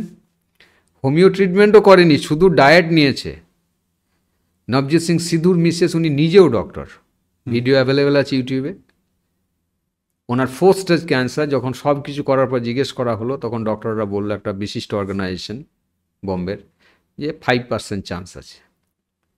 উনি ওখান থেকে এসে যখন একদম অ্যাবসলিউট ভেজ ডায়েট, মানে হার্বাল ফ্রুটস ভেজিটেবল ডায়েটের মধ্যে টানা 2-3 মাস চলে এলেন, তারপর থেকে উনি কিন্তু একদম সুস্থ, উইদাউট মেডিসিন। হ্যাঁ। তাহলে এটা কি প্রমাণ হয়? Is it A disease? এবং পেশেন্টের যেটা বক্তব্য, যে ক্যান্সারের কষ্টের থেকে ক্যান্সারের ট্রিটমেন্টের কষ্ট আর বেশি, কয়েকশো গুণ বেশি, যার জন্য মানুষ ওই ট্রিটমেন্ট নিতে গিয়েই মরে যায়। ইকোনমিক্যালি হোক আর শারীরিক। বোথ। ইকোনমিক্যালি তো সে যাবেই, প্যারালালি সে কিন্তু মোরালি এবং ফিজিক্যালি একদম রুইন্ড হয়ে যাবে। বাকি জীবনটাও তার যে খুব ভালো কাটে সেটা কাটে না, কারণ রেডিয়েশন ইটসেলফ এ ক্যান্সার কজিং এজেন্ট, যার ফলে একবার হওয়ার পর চান্স থাকে আবার ফিরে আসার। তাহলে এই কথাগুলো যখন আপনাকে বলে দিলাম আমি, যে আপনার কিন্তু আবার হতো, আপনি কিন্তু আর প্রশ্ন করবেন না। আমি যদি এটা বলে দিই যে ক্যান্সার হয়েছে মানে আর কোনো ট্রিটমেন্ট, আপনি মারা যাবেন, আপনি আর প্রশ্ন করবেন না। কিন্তু প্রচুর ক্যান্সার পেশেন্ট যারা থ্রু আয়ুর্বেদ, থ্রু হোমিওপ্যাথি এবং প্রপার ডায়েট এবং লাইফস্টাইলে চলে আসছে, তারা কিন্তু খুব তাড়াতাড়ি সুস্থতার মুখ দেখতে পাচ্ছে এবং ভবিষ্যৎ তাদের একদম উজ্জ্বল। কারণ ক্যান্সার কজিং যে সিস্টেমগুলো, আমরা সেগুলো যদি শরীর থেকে বের করে দিই, শরীর নিজেই নিজেকে ঠিক করে নেবে। সে ক্ষমতা শরীরের আছে, ওকে শুধু একটু হেল্প করতে হবে। আর মনের জোর হারাতে দিলে হবে না, যে ক্যান্সার হলেই মারা যায়। এইটাই হচ্ছে ক্যান্সারের সব থেকে বড় রোগ। এই কথাটা শোনার পর আর কোনো পেশেন্টই আর রিভাইভ করার মানসিকতা থাকে না। মানে যখন মেন্টালি আমি ভেবেই নিচ্ছি, তখন শরীর আমার সেভাবে মুভ করছে, একদম, যার ফলে আর ওখান থেকে রিকভারি করা সম্ভব হয় না। আর একটা রোগের কথা বলবো, যেটা এখন ম্যাক্সিমাম মানুষের মধ্যে হচ্ছে, যেটা বয়সটাও একটা রেস্ট্রিকশন না, সেটা হচ্ছে সুগার। সুগারের হোমিওপ্যাথিতে কি ট্রিটমেন্ট আছে? আচ্ছা, আমি প্রথমেই আপনাকে বলেছি কিছুক্ষণ আগে একটা আলোচনার প্রসঙ্গে, যে ডিজিজ আর লাইফস্টাইল ডিসঅর্ডার, এই দুটোর মধ্যে আপনাকে ডিফারেন্সিয়েট করতে হবে ফার্স্ট। এখনকার মানুষের অসুখ কম, লাইফস্টাইল ডিসঅর্ডার বেশি হয়। বেশ। ধরুন আপনি একটা অর্গানাইজেশন চালাচ্ছেন, আপনার দিনে হয়তো 12-14 ঘন্টা বসে থাকা, কিন্তু আপনি সারাদিনে দেখা যাচ্ছে বেশ কিছুটা চিনি কনজিউম করছেন। ওকে, আপনার কোনো ফিজিক্যাল ওয়ার্ক সেইভাবে নেই, আপনি প্রপার স্লিপটাও নিচ্ছেন না, তাহলে বডি রিকভারি মোডে কখন যাবে? সময় পাচ্ছে না। এবং আপনি এমন কিছু ডায়েট নিচ্ছেন যারা ডাইরেক্টলি আপনার সুগার স্পাইক করার জন্য হেল্প করছে।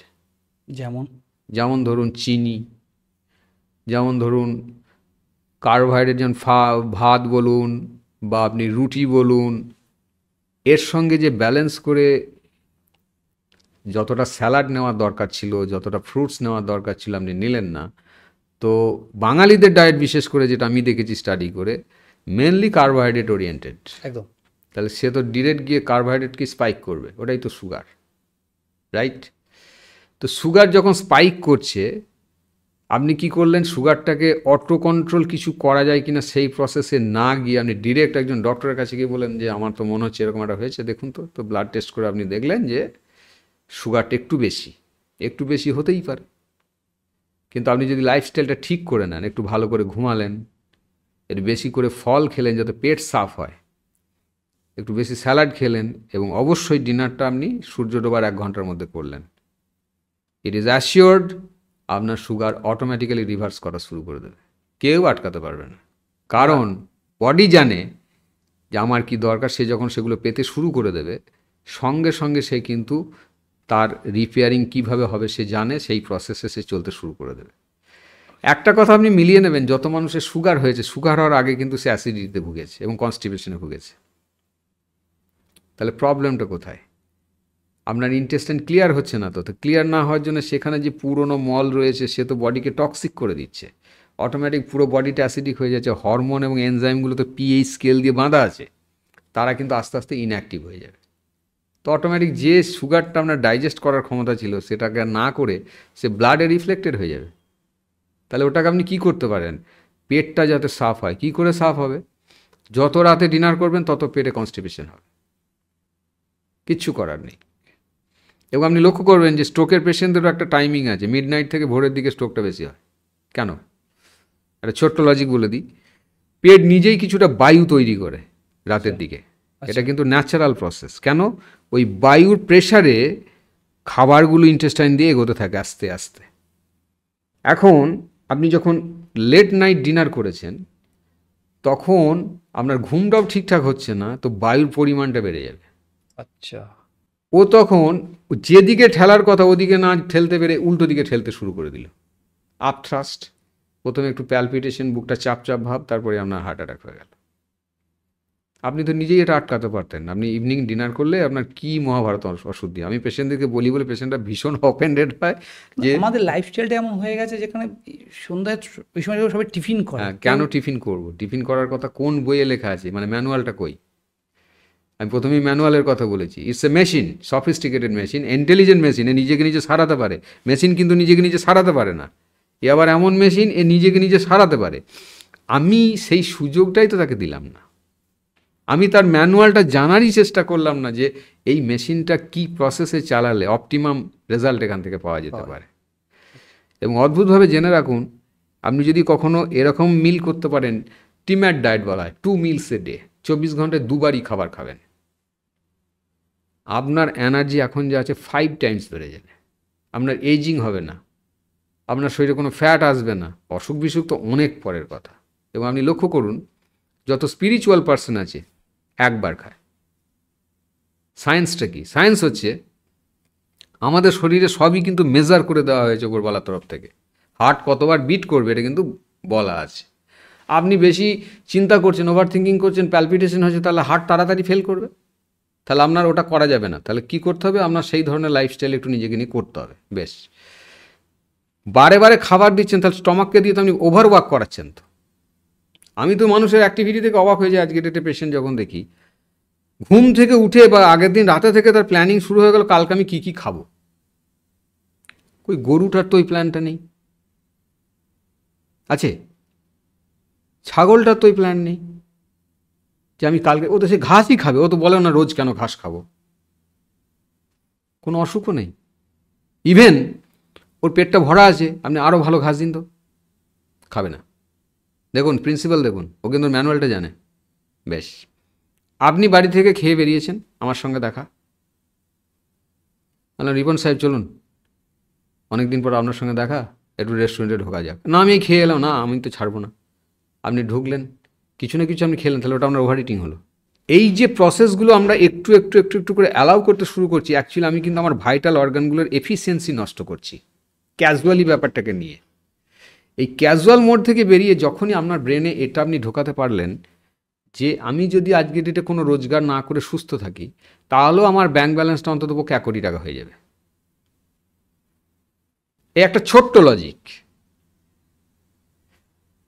যেমন আমার ফ্যামিলিতে আমরা হোমিও ট্রিটমেন্টের মধ্যেই থাকি, ফলে আমাদের তো family medical expense almost zero. এইটা তো আমি যদি প্রফেশনে না থাকতাম তাহলে তো আমাকে করতে হতো।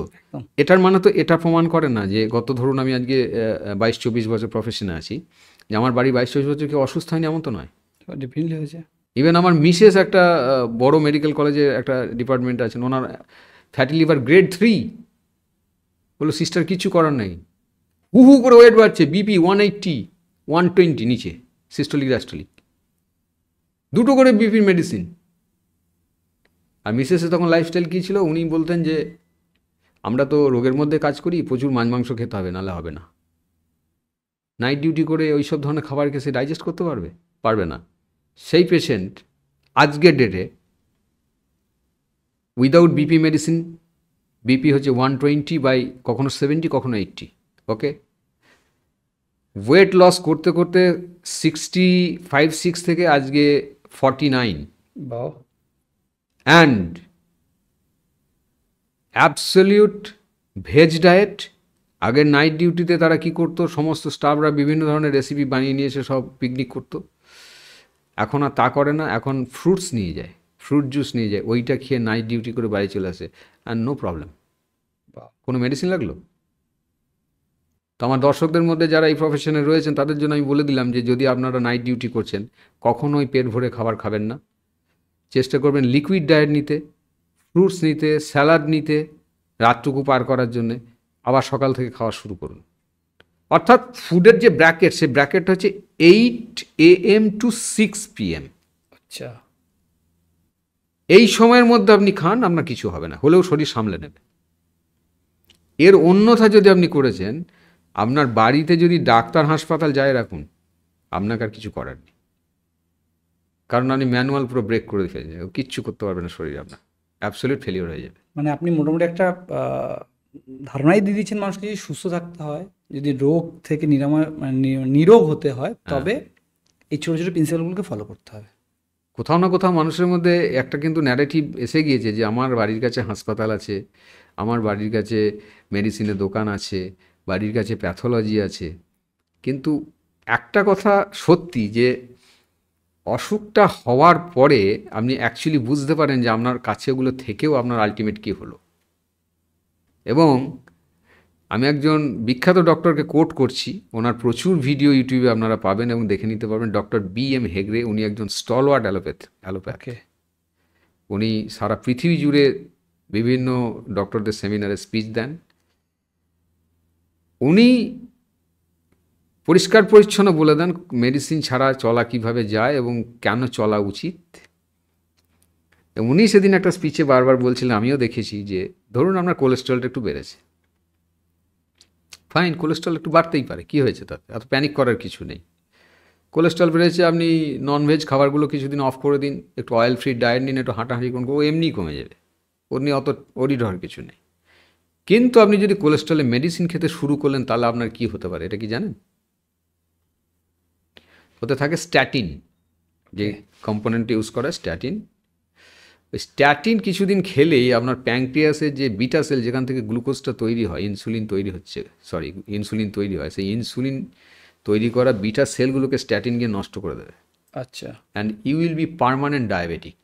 বাহ, একেই বলা হয় গোদ ভালো করতে গিয়ে কুষ্ঠব্যাধি। মানে খুব ওভারঅল বলতে গেলে যে আমরা জেনে শুনে নিজেকেই অসুস্থ করছি। আপনি হোমিওপ্যাথি করলেন কি করলেন না সেটা অনেক পরের কথা। কোথাও না কোথাও পেশেন্টদের মধ্যে এরকম একটা ন্যারেটিভ চলে এসছে এখন, যে আমি হোমিওপ্যাথি করছি মানে হোমিওপ্যাথিকে দয়া করলাম, এরকম একটা ভাব আর কি, বা আমি একবার দেখি কি আছে।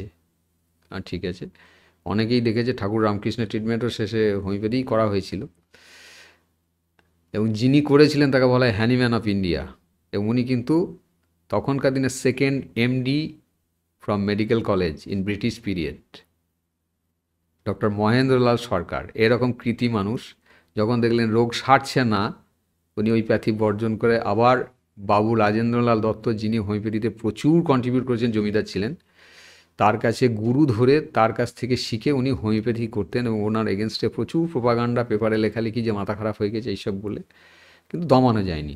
খুব একজিদে লোক ছিলেন, ঠাকুরকেও রেয়াত করতেন না। তো উনি কিন্তু হোমিওপ্যাথির জন্য প্রচুর কিছু করেছেন এবং ওনাকে ওই জন্যই বলা হয় যে হ্যানিম্যান অফ ইন্ডিয়া, অথচ উনি কিন্তু একজন অ্যালোপ্যাথি ডাক্তার। এই সেদিনকার কথা। তো এই এই একটা জিনিস আমাদেরকে বারবার বুঝতে হবে যে হোমিওপ্যাথি আপনার আর বোঝার কিছু নেই।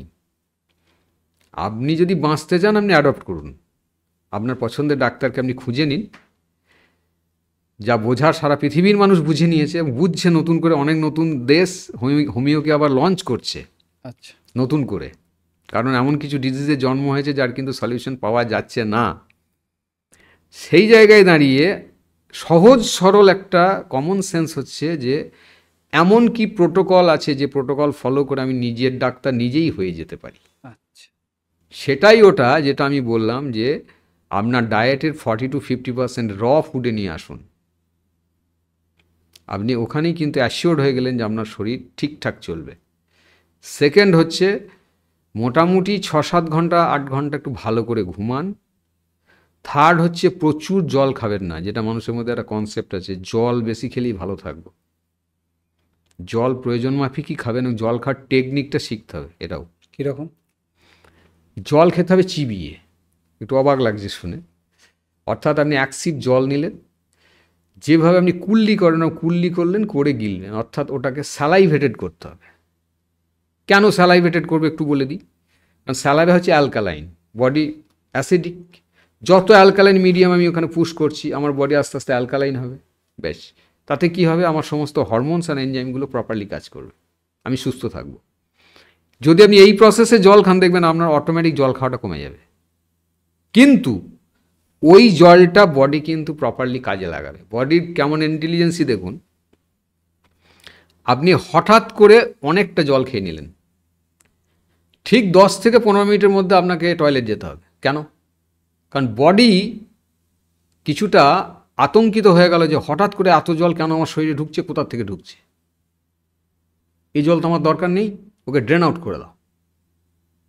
সঙ্গে সঙ্গে ও কী করলো, ও কিডনিকে ফাংশন বাড়িয়ে দিয়ে, ফিল্ট্রেশন বাড়িয়ে দিয়ে, রেট বাড়িয়ে দিয়ে সঙ্গে সঙ্গে ওকে ড্রেন আউট করে দিল। আপনার লাভ হলো কিছু? তো জলকে যদি আপনি কাজে লাগাতে চান, আপনাকে সিপ সিপ করে চিবিয়ে চিবিয়ে জল খেতে হবে। ওকে, এর জন্যই আজ থেকে 100 বছর আগে কথাটা চালু হয়েছে, জল খাও চিবিয়ে। ক্লিয়ার? তো জল এই প্রসেসে খাওয়া, খেতে খেতে অতিরিক্ত জল না খাওয়া, কিন্তু মাঝে মাঝে সিপ সিপ করে জল খাওয়া যেতে পারে ওই প্রসেসে, তাতে ডাইজেস্ট আরও ভালো হবে। এবং পেট যাতে একদম ক্লিন থাকে। আপনার পটি 2-3 মিনিটের বেশি দেরি হচ্ছে মানে আপনি ডিজিজড। আমার চেম্বারে পেশেন্ট এলে আমি জিজ্ঞেস করি, আচ্ছা আপনার বাচ্চার পটি? হ্যাঁ বলে, হ্যাঁ প্রতিদিন পটি। কতক্ষণ? তাও 15 মিনিট তো লাগেই, 20 মিনিট। তো কনস্টিপেটেড, ওর মা জানেই না যে ওর বাচ্চা কনস্টিপেটেড হয়ে গেছে। 2 দিন পরে বাচ্চাটারই গলব্লাডার স্টোন হয়ে যাবে। হচ্ছে এখন বিলো 10 ইয়ার্স সব গলব্লাডার স্টোন হয়ে যাচ্ছে। তো 90% লোকের এখন কনস্টিপেশন আছে। কনস্টিপেশনটা যে একটা প্রবলেম, মানুষ এটা ভুলেই গেছে। আগেকার দিনে কথা আবার কোট করি, যার পরিষ্কার মুড়ি আর ভুঁড়ি তার পয়সা যাবে না বদ্যি বাড়ি। মানে যে সঠিক চিন্তা করে এবং পেট পরিষ্কার রাখে, তার পয়সা ডাক্তারের কাছে যাবে না। এটা প্রমাণ করে আগেকার মানুষরা কিন্তু আমাদের থেকে অনেক বেশি স্মার্ট ছিলেন। আলটিমেট আমরা কিন্তু ডাম হয়ে যাচ্ছি, কারণ আমরা লজিক বুঝতে পারছি না। আমি কেন রাত 3:30 ঘুমাবো? আমি কেন 12টার সময় ডিনার করব? কেন কি আমার এখন সব কিছুতেই অ্যাভেলেবিলিটি এসে গিয়েছে। আমাদের এখন ফাইন্যান্সিয়াল কন্ডিশন আগের থেকে ভালো হয়েছে, কমিউনিকেশন বেটার হয়েছে, অনেক ডক্টর হয়েছে, অনেক হসপিটালস হয়েছে, কিন্তু মানুষের আয়ু কমেছে। তা কমেছে। এই জায়গায় হোমিও আপনাদেরকে অনেকটা হেল্প করতে পারবে, যে আপনার যদি কোনো পার্মানেন্ট প্রবলেম হয়ে গিয়েছে, তো সেটাকে কিন্তু হোমিও আপনাকে কারেকশন করে দিতে পারবে অনেকটা ভিতর থেকে। যেহেতু এটা এনার্জি মেডিসিন, এর ডেপথ অনেক বেশি অনেক বেশি। এবং মেন্টাল চেঞ্জ খুব ভালো করতে পারে, যেটা আজকে ডেটে এই জেনারেশনের জন্য হোমিওপ্যাথি সব থেকে বেশি দরকার হবে। প্রচণ্ড ইমপেশেন্ট, অ্যারোগ্যান্ট, সুইসাইডাল, এর জন্য হোমিওপ্যাথিতে দারুণ দারুণ রেমেডি আছে। ডিপ্রেশন হয়ে যায় খুব তাড়াতাড়ি। ডিপ্রেশন, হ্যাঁ, এগুলো তো শুরু হয়ে গেছে বিভৎসভাবে। আপনি র ফুডের কথা বললেন, র ফুডে যদি দু একটা কিছু উদাহরণ দেন। র ফুড ভেরি সিম্পল ওয়েতে যদি আমি বলি, সেটা হচ্ছে যে আপনি একটা ফর্মুলা করতে পারেন যে আমার দিনটা কোনো কাঁচা জিনিস দিয়ে শুরু করবো। That should be something living. Okay. আপনি চা খেলেন, ওটা কি লিভিং? লিভিং না, এবং ওটা অ্যাসিডিক। হুম। তারপর যে খাবারই খাবেন সেটা অ্যাসিড হবে। আচ্ছা। তাহলে আপনার প্রথম ভুল ওটা। আপনি দিনটা শুরু করতে পারেন কোনো ফ্রুটস দিয়ে। খালি পেটে ফল হ্যাঁ, আর ভরা পেটে জল। খালি পেটে ফল এই কারণেই খাওয়া দরকার, ফল ডাইজেস্ট হতে খুব কম সময় নেয় এবং খুব তাড়াতাড়ি আপনাকে এনার্জি দেবে। এবং ফল হচ্ছে একটা ন্যাচারাল ক্লেনজার। আপনার যে 21-22 ফুটের যে ক্যানালটা পেটের মধ্যে আছে, ওই যে ক্লেনজিংটা দরকার, ওটা কে করবে? ফ্রুটস ছাড়া কেউ পারবে না। তো আপনার জন্য তো যে রিজিয়নে আপনি থাকেন সেই রিজিয়নে দেখবেন খুব সস্তায় পাওয়া যায় এমন প্রচুর ফল আছে। আপনি সকালবেলায় সিম্পলি একটা বাজেট করতে পারেন যে আমি 10 থেকে 15 টাকার ফল খাবো, আপনার 50 লাখ টাকা বেঁচে যাবে 15 টাকার ফল খেয়ে। কারণ আপনি ফল যখন 15 টাকা খেলেন, ওই ফলটা আপনার পুরো ইন্টেস্টাইনটাকে পুরো ক্লিন করে দিল, প্রোবায়োটিক লেয়ারটাকে ডেভেলপ করে দিল। তো আপনার কোনো বড় ধরনের অসুখ বিসুখ হবে না তো আর। বাহ। আপনাকে ডাক্তার কথা, সিজন চেঞ্জ হচ্ছে, বৃষ্টি পড়ছে, রোদ হয়েছে, কিচ্ছু ভাবতে হবে না। আমি অফিস থেকে আসার সময় যেদিন বৃষ্টি হয়, আমি রেনকোট ক্যারি করে ভিজে ভিজে আসি, কারণ ভেজারও দরকার আছে। কেন দরকার আছে? আপনি গাছ লাগাচ্ছেন, সেখানে জল দিচ্ছেন, আচ্ছা, সেই রূপ আর বৃষ্টির জল পড়াটা গাছের রূপ কেন এক হয় না? কোথাও তো ডিফার করে। ওর মধ্যে এমন কিছু কম্পোনেন্ট রয়েছে যেটা আপনার প্রয়োজন আছে, তাই ভেজারও দরকার আছে, ইমিউনিটি বিল্ড হবে। Because you are with nature. যত আমরা নেচার থেকে দূরে যাব, আমি কিন্তু আস্তে আস্তে আস্তে আস্তে রোগ ব্যাধির মধ্যে শুধু রোগ ব্যাধি না, আমার মেন্টাল ডিপ্রেশন থেকে শুরু করে সব কিছুই বেড়ে যাবে। ওর জন্য নেচারের সঙ্গে থাকতে হবে। যেমন আজকের ডেটে আর একটা প্রবলেম আছে, যেটা আমি বলে দিই, যে ম্যাক্সিমাম লোক দেখবেন আর্টিফিশিয়াল লাইটের মধ্যে বেশি টাইম পাস করছে, ঠিক আছে? ওই লোকটাই যখন বেরিয়ে সূর্যের আলোতে যাচ্ছে, তখন সঙ্গে সঙ্গে দেখবেন তার মাইন্ডে একটা চেঞ্জ আসে। ঘর থেকে বেরিয়ে যখন যাই, কী জন্য হলো? ল্যাক্স দিয়ে মাপ করা হয় লাইটের এটাকে। তো যত হাই ল্যাক্স লাইটের মধ্যে আপনি থাকবেন, তত আপনি অ্যান্টি ডিপ্রেসিভ হয়ে গেলেন। আর যত আপনি আর্টিফিশিয়াল লো লাইটের মধ্যে থাকবেন, আপনি ডিপ্রেসিভ হয়ে যাবেন আপনার অজান্তেই। সেই জন্য ন্যাচারাল লাইট, সানলাইট আজকে মানুষ কম নিচ্ছে বলে, যাদেরই টেস্ট করবেন তাদেরই দেখবেন ভিটামিন D3 কম। কোমরে যন্ত্রণা, ঘাড়ে যন্ত্রণা, একটা বড় কারণ হচ্ছে এখনকার মানুষ সান এক্সপোজারটা অনেকটা কমে যাচ্ছে। এবং মাথায় কেউ যেন মাথায় ঢুকিয়ে দিয়েছে, তুমি রোদে গেলে তোমার স্কিনটা খারাপ হয়ে যাবে। হ্যাঁ, তার জন্য ক্রিম মাখতে হবে তো। রাইট? রোদে গেলে যদি স্কিনটা খারাপ হয়ে যায়, তাহলে রোদ যদি আজকে 2 মাস না হয়, তাতে কোনো অসুবিধা আছে কি? অনেক। পৃথিবীটাই ধ্বংস হয়ে যাবে। তাহলে সূর্য যদি পিতা সমান হন, তাহলে উনি আমার কেন ক্ষতি করতে যাবেন? বরং আপনি রোদে গেলে আপনার ভিটামিন D বলুন, আপনার মানসিক পরিস্থিতি বলুন, আপনার শরীরের গঠন বলুন, সব আরও তন্দুরস্ত হবে এবং আপনার ইমিউনিটি একদম অপটিমাম লেভেলে থাকবে। তাই সানশাইনের প্রচুর দরকার। লাস্ট প্যান্ডেমিকে সব থেকে বেশি মানুষ ক্ষতিগ্রস্ত হয়েছে ইউরোপিয়ান কান্ট্রিতে। কেন? রোদ নেই বলে। ভাইরাস তো সেখানেই অ্যাক্টিভ হয় যেখানে বাতাস কম, রোদ কম। তাহলে আমরা তো ব্লেসড যে আমরা ইন্ডিয়াতে আছি, আমাদের এতগুলো ঋতু, কখনোই রোদের অভাব হয় না। আমাকে আবার মাথায় ঢুকিয়ে দেওয়া হলো রোদে যাবে না, স্কিন খারাপ হয়ে যায়। মানে আমাদের মিথগুলো আমাদের মাথায় এমনভাবে ঢুকে আছে যেটা আমাদের নিজেদের ক্ষতি করছে। কোথাও না কোথাও থেমে একটু ভাবতে হবে। একদমই তাই। অন্যের ভাবনা নিয়ে আমরা সবসময় ব্যস্ত থাকি, নিজের ভাবনাটা একটু ভাবলে এগুলোর উত্তর নিজেই পাওয়া যাবে। একদম স্যার, ভীষণ ভালো লাগলো, আপনি অনেক কিছু বললেন। আশা করি যারা দেখলো পুরো পডকাস্ট এখন পর্যন্ত, নতুন করে নিজেকে তৈরি করার সুযোগ পাবে একটা, যদি সে করতে চায়। Thank you. এবং এরপরে আমরা আরও এই টপিক নিয়ে কথা হলো অন্য একটা পডকাস্ট, অন্য একদিন। নিশ্চয়ই। আচ্ছা, থ্যাংক ইউ স্যার, ভালো থাকবেন।